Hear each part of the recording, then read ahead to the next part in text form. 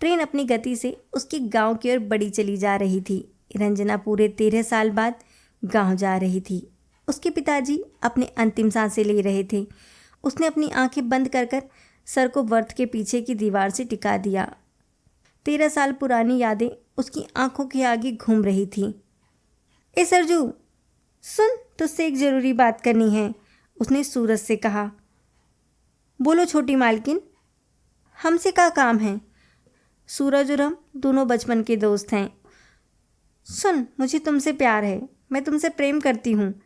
मेरे बाबा मेरी शादी किसी और से करना चाहते हैं, पर मैं उनसे शादी नहीं करना चाहती। वो आदमी एक नंबर का अय्याश और बिगड़ेल है, रंजना ने कहा। छोटी मालकिन, बताइए हम आपके लिए क्या कर सकते हैं? आपके एक कहे पर अपनी जान भी छिड़क दे। सूरज ने सहसा ही कहा। सूरज, मैंने आज शाम की 5:30 बजे की ट्रेन से भागने का सोचा हुआ है। तू मेरे साथ भाग चलना, नहीं तो बाबा मेरी जबरन शादी उस आदमी से करवा देंगे। तू अपनी ऊँट गाड़ी तैयार रखना, मैं तुझे ठीक 5 बजे ऊंची टेकरी के पीछे बरगद के पेड़ के पास मिलूंगी। अरे ऐसे कैसे छोटी मालकिन, ऐसे कैसे भाग चलें? हमारे पास तो एक ठो झेला भी नहीं है, और हम ट्रेन से भाग चलें तो हमारी उस ऊँट गाड़ी का क्या होगा? वो तो स्टेशन पर ही खड़ी रह जाएगी, सूरज ने चिंता व्यक्त की। तू पैसों की चिंता मत कर, वो सब मैं ले आऊँगी। तू अपने दोस्त हरिया को अपने स्टेशन पर भेज देना ताकि वो तेरी ऊँट गाड़ी को वापस ले आए। मेरे कॉलेज का एक दोस्त आएगा जो हमें ट्रेन में ही मिलेगा।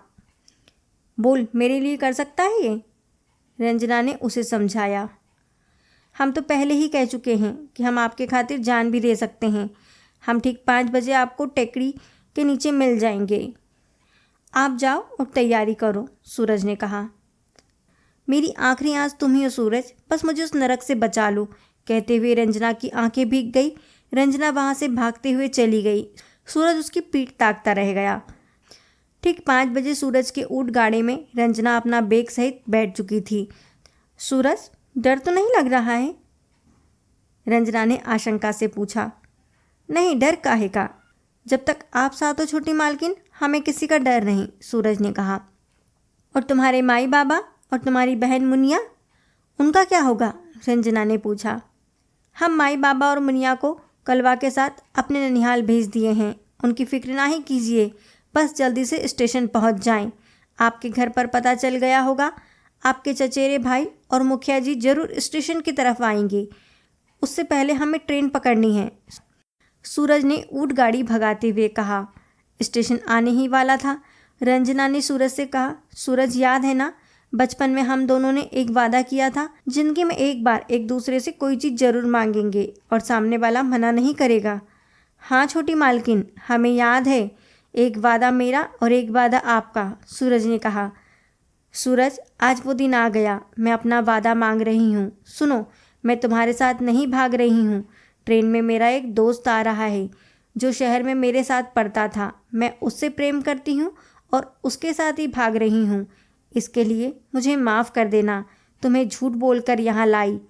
मैं जानती हूँ मेरे जाने के बाद मेरे घर वाले तुम्हें बहुत तंग करेंगे, पर तुम कैसे भी अपने आप को बचा लेना। मैं फिर आऊँगी तुमसे मिलने। तुम अपने दोस्त हरिया के साथ यहाँ से बचकर भाग निकलना। और एक बात और, मैं बचपन में तुमसे प्रेम करती थी, पर अब मैं बड़ी हो गई हूँ। अब मुझे तुम में अपना प्रेमी नज़र नहीं आता। मुझे माफ़ कर देना सूरज, रंजना ने बहुत आत्मग्लानि के साथ कहा। लो छोटी मालकिन, स्टेशन आ गया, 10 मिनट में ट्रेन आ जाएगी। बस आपको झट से चढ़ा दूंगा। मेरी चिंता मत करना। मेरी मदद के लिए यहाँ हरिया ही नहीं, रामू और चकलू भी आए हैं। पर एक वादा मेरा भी पूरा कर जाइए। वादा ये कि आप अपना ख्याल रखेंगी, कभी भी खुद को दुखी नहीं करेंगी और गांव जरूर लौट कर आएंगी। वादा कीजिए छोटी मालकिन, सूरज ने कहा। वादा करती हूँ सूरज, वादा करती हूँ तुमसे, रंजना ने भीगी आंखों से कहा। छोटी मालकिन, ट्रेन आ गई, जल्दी से दौड़कर ट्रेन में चढ़िए। देखिए, गांव के रास्ते पर धूल का गुबार उठ रहा है। शायद मुखिया जी और आपके चचेरे भाई लोग यहाँ आ रहे हैं। सूरज ने रंजना का बैग उठाकर ट्रेन की ओर दौड़ लगाई। रंजना उसके साथ दौड़कर ट्रेन की बोगी तक पहुंची। बोगी से एक हाथ निकाला निकाला और उसने रंजना का हाथ थाम लिया। सूरज ने जल्दी से बोगी में बेग फेंका और ट्रेन की ओर हाथ हिलाता रह गया। ट्रेन ने रेंगने के बाद गति पकड़ ली। अचानक ट्रेन के पहिए चीखे और रंजना की आंखें खुल गई। उसके गांव का स्टेशन आ गया था। वो ट्रेन से उतरी और स्टेशन से बाहर निकल गई। उसने इधर उधर नज़र दौड़ाई। उसे 2 टैक्सी और एक ऊँट गाड़ी नजर आई। उसने पहचाना, ऊँट गाड़ी पर सूरज बैठा था। सूरज, गांव चलोगे? रंजना ने कहा। अरे छोटी मालकिन, आप आइए ना, बैठिए। मैं तो ये ऊँट गाड़ी इसलिए यहाँ लिए खड़ा रहता हूँ कि गांव की कोई सवारी आए। सूरज ने आश्चर्य और खुशी से कहा। ये तुम्हारी आँख को क्या हुआ सूरज? रंजना ने आशंकित होते हुए पूछा। रंजना ने देखा सूरज बहुत कमज़ोर हो गया था और शायद कम उम्र में ही बुढ़ापे की तरफ जा रहा था। ये लंबी कहानी है छोटी मालकिन, फिर कभी बताएंगे। आप गाड़ी में बैठिए, नहीं तो अंधेरा गहरा जाए। सूरज ने रंजना का बैग गाड़ी में रखते हुए कहा। कुछ देर की खामोशी के बाद रंजना ने पूछा, सूरज, मेरे जाने के बाद क्या हुआ था और तुम हरिया के साथ रामू और चकलू को लेकर क्यों आए थे? कुछ देर की खामोशी के बाद सूरज बोला, छोटी मालकिन, हम हरिया, रामू और चकलू को साथ लेकर इसलिए आए थे क्योंकि हम जानते थे कि आप हमारे साथ नहीं, किसी और के साथ भाग रही थी और वो तीनों हमारी जान की रक्षा करेंगे। अरे, तुम्हें मालूम था? तुम्हें कैसे पता चला? और फिर तुमने ये जानते हुए भी कि हम किसी और के साथ भाग रहे हैं, अपनी जान को जोखिम में क्यों डाली? रंजना ने चकित होते हुए पूछा। जी, आपको हमने एक लेटर पोस्ट करने के लिए दिया था, वो आपने जल्दबाजी में सही से चिपकाया ही नहीं था। वो हमने पढ़ लिया था। आप चौंकिए नहीं, मुझे पता है कि आप केवल यही जानती थी कि हम अनपढ़ थे, लेकिन हमारी बहन मुनिया ने हमें पढ़ना सिखा दिया था। पर आपने हमें कहा कि आपको हमारे साथ भागना है, तो हम समझ गए थे कि आप हमसे मदद मांगना चाहती हैं और हमने आपको भरम में रहने दिया कि हमें कुछ भी पता नहीं है। रहा आपकी मदद की, तो आपने कहा था ना कि आपकी ज़िंदगी का सवाल है, तो हम आपकी ज़िंदगी बचाने के लिए ऐसी कई जान कुर्बान कर सकते हैं, सूरज ने कहा। लेकिन मेरे लिए क्यों? रंजना ने आहत होते हुए पूछा। क्योंकि हम आपसे प्यार करते हैं, सूरज ने गहरी सांस के साथ कहा। कुछ देर खामोशी छाई रही। वातावरण में मिट्टी और धुआं का मिला जुला धुंधला का छा रहा था।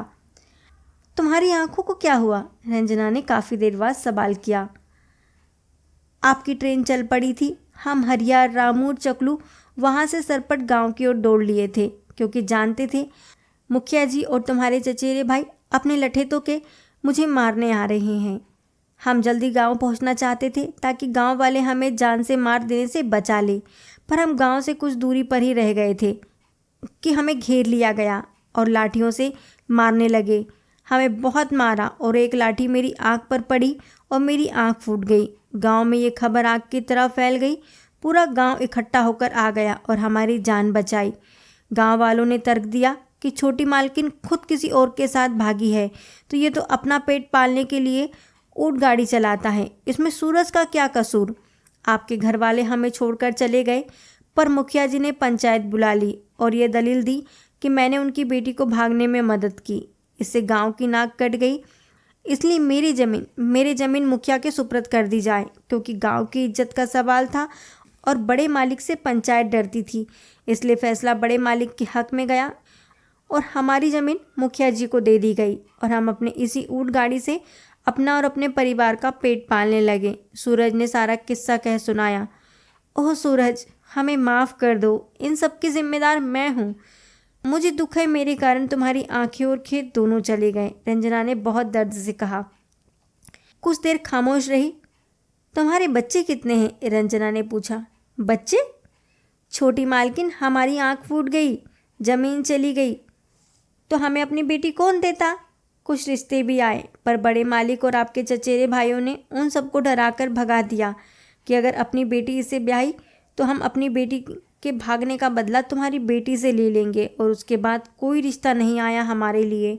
और हमारी बहन भी कुंवारी बैठी है, उसके लिए भी कोई रिश्ता नहीं आ रहा। सब पूछते हैं बड़ा भाई कुंवारा क्यों बैठा है, पर हम अपनी ज़िंदगी में खुश हैं, हमें कोई मलाल नहीं। छोटी मालकिन, आप खुश हैं और सुखी है ना? सूरज ने मासूमियत से बताया। सूरज, मैं अब तक तो खुश थी, पर आज बहुत दुखी हो गई हूँ। मैंने तुम्हारी ज़िंदगी बर्बाद कर दी। रंजना की पलकें भीगी। छोटी मालकिन, गांव आ गया, पर आपको यहीं उतरना होगा।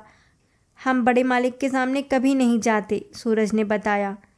सूरज, मैं भी पिताजी को बिना बताए आई हूँ। मुझे माँ से सूचना मिली, पिताजी अंतिम सांस ले रहे हैं और मुझे बहुत याद कर रहे हैं। सुनो, मैं कुछ कर सकती हूँ तुम्हारे लिए, रंजना ने भावुक होकर कहा।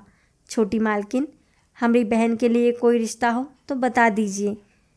हमरे कारण वो घर में बिन ब्याही बैठी है, आपका बहुत उपकार होगा, सूरज ने मन की व्यथा कही।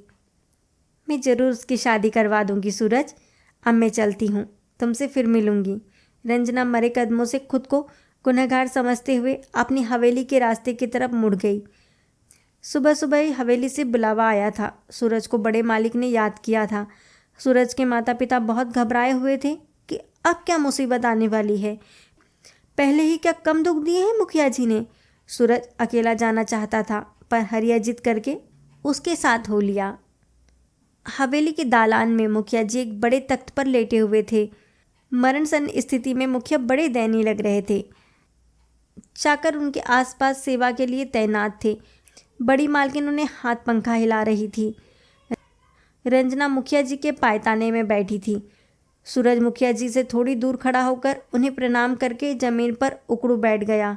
मुखिया जी ने इशारे से चाकर को कहा। चाकर ने कुर्सी वहाँ रख दी। सूरज, कुर्सी पर बैठो। हम अपने किए के लिए माफ़ी मांगते हैं। तुम्हारे कारण हमारी रंजू की ज़िंदगी बर्बाद होने से बच गई और वह आज अपनी ज़िंदगी में खुशहाल है। रंजू के जाने के बाद हमें पता चल गया था कि जिससे रंजू का रिश्ता किया था वो एक नंबर का अय्याश और बदतमीज आदमी है। अपनी अय्याशी के कारण आज उसका सब कुछ बर्बाद हो गया। हम तुम्हारे आभारी हैं, हमें माफ़ कर दो। मुखिया जी ने पश्चाताप के आंसू बहाए। सूरज ने खड़े होकर मुखिया जी के पांव पकड़ लिए। नहीं बड़े मालिक, आप तो हमारे माई बाप हैं, अन्नदाता हैं। हम तो बस अपनी मित्रता का फर्ज निभाए थे। मुखिया जी की आंखों में अश्रुधार बह निकली। उन्हें मन में सूरज को दी गई सज़ा के लिए बहुत दर्द था। सूरज, पिताजी अपने किए को बदल तो नहीं सकते, बीता वक्त लौटाया तो नहीं जा सकता, पर उसके परिणामों को वर्तमान में सुधारने का प्रयास किया जा सकता है। पिताजी ने जितनी तुम्हारी ज़मीन छीनी थी उससे दोगुनी ज़मीन तुम्हारे नाम कर रहे हैं और पिताजी ने अपनी मृत्यु के बाद अपनी आंखें दान करने का निर्णय लिया है। वो चाहते हैं कि उनकी आंखें तुम्हारी आंखों में लगाई जाएं। इसका सारा इंतज़ाम मैं कर दूंगी, रंजना ने अपने पिता की मृत्यु का सोचते हुए नम आँखों से बताया। सूरज मुखिया जी के पाँव से लिपटकर फूट फूट कर रोने लगा। बड़ी मालकिन भी सुबकने लगी। माहौल एक अजीब मुर्दनी में बदल गया था।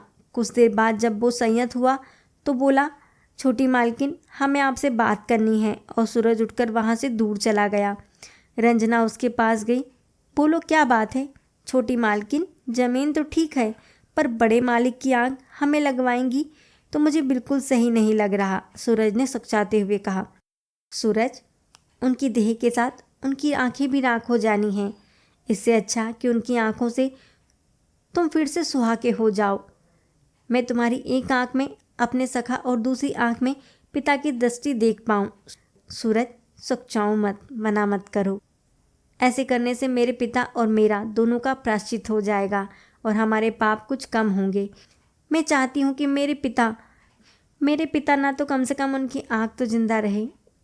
इसलिए तुम्हारे इनकार पर भी मैं और मेरे पिता नहीं मानने वाले, कहकर रंजना वहाँ से चली गई। मुखिया जी को गए हुए 1.25 महीना हो गया था। सूरज की फूटी आँख में मुखिया जी की आँख आज भी जिंदा थी। आज रंजना वापस शहर लौट रही थी। हालांकि उसके पति और बच्चे ऑटो से रेलवे स्टेशन जा रहे थे, पर रंजना ने सूरज के ऊँट गाड़े में ही स्टेशन जाने का बोल दिया था। स्टेशन पर ट्रेन आने में समय था। सूरज एक तरफ खड़ा था। अचानक ना जाने रंजना को क्या सूझा, उसने आगे बढ़कर सूरज के पाँव पकड़ लिए। सूरज अचकचाया। छोटी मालकिन, यह आप क्या कर रही हैं? हमें पाप का भागी ना बनाइए। उठिए उठिए। सूरज, हम अपने सखा और अपने पिता के पाँव छू रहे हैं। हमें आशीर्वाद दो कि हम जिंदगी में कभी कोई गलत काम ना करें। हमारे सर पर अपना हाथ रख दो। रंजना की आंखें भीग गई। अनायासी सूरज की दोनों आंखों से अश्रुधार बह निकली और सूरज के हाथ रंजना के सर पर आशीर्वाद मुद्रा में जा लगे।